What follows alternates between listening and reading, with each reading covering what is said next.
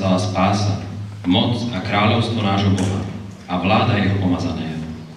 Lebo bol zvrhnutý žalobca našich bratov, ktorý na nich dňom i nocou žaloval pred naším Bohom. A v tom popise tohto duchovného boja je akási žena. Tajomná žena, ktorá tomu hadovi rozšliapala hlavu. Vzal chlieb a vzdával vďaky. Lámal a dával svojim učeníkom hovoriac.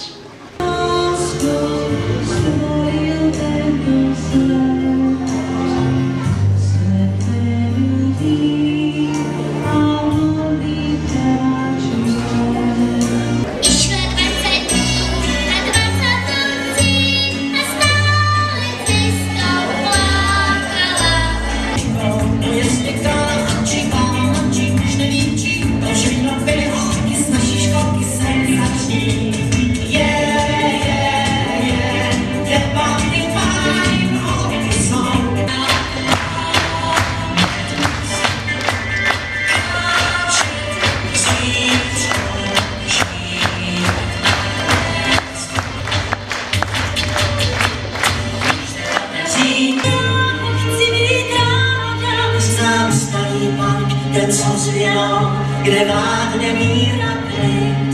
Kdo nemá revma v kolenou, ten sná